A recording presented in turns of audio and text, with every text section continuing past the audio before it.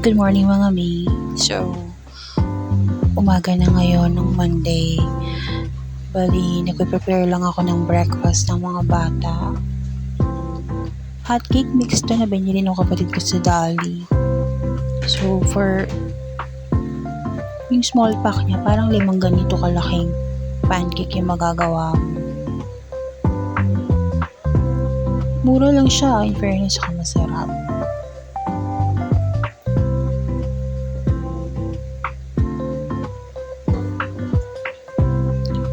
Siyempre, habang nagluluto, inaasikaso ko na rin yung maliit ko.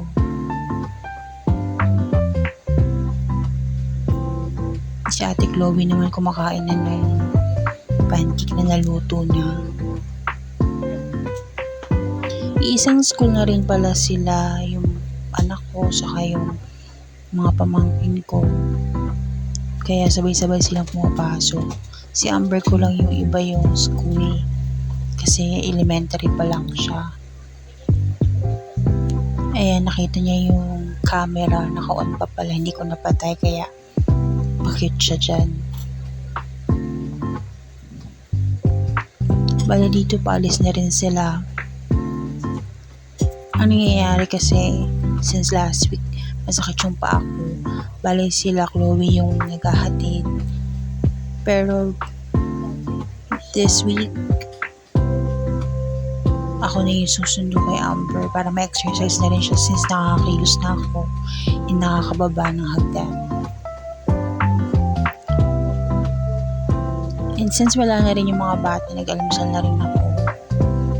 Hindi na ako natulog kasi ako rin susundo kay Amber. Bali, nag-check lang din ako ng mga emails ko.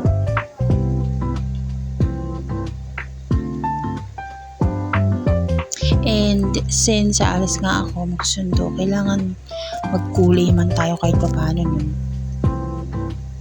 Bet ko talaga yung mga gantong lipstick yung isang applyan lang.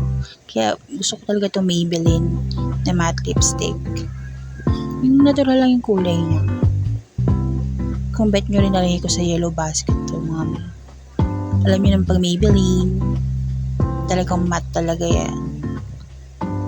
Tamad kasi ako mag-apply Kaya gusto ko isang applyan na lang.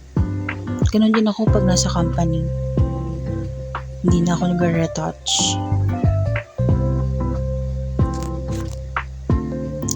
Napansin ko rin pala, flare up na naman yung psoriasis ko. Ay, naku talaga.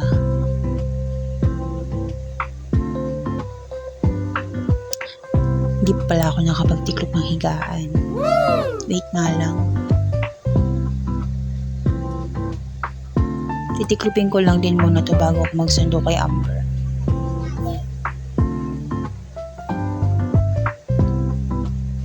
Maiba ako. Sa bahay kasi hindi ako nagbubra. Ewan ko, naiirita ako. Ako lang ba? O kayo rin?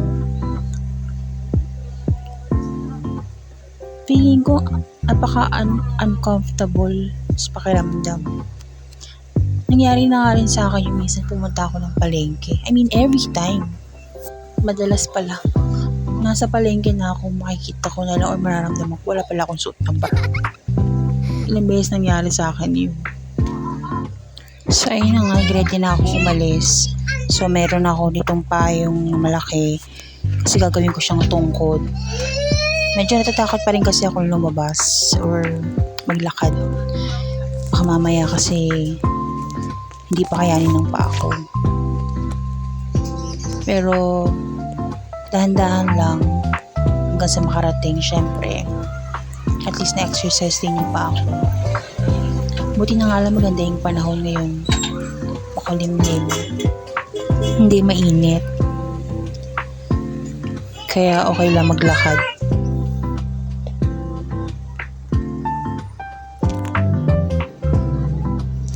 Medyo napaaga yung sundo ko kay Amber kaya matagal-tagal din ako nag-intay.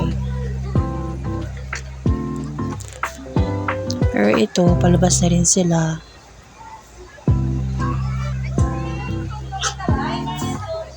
First time ko siyang masusundo sa school kaya Hindi niya expected na ako yung sundo sa kanya. Akala niya yung mga tito niya. Siyempre pagdating sa bahay, tinatanong ko si Amber kung anong ginawa nila sa school. Then, pinapakita rin naman niya sa akin. Tuwang-tuwa siya lagi pag nakakuha siya ng very good na stamp galing kay teacher. But then, yun lang muna for today's video. See you again next week. Bye-bye!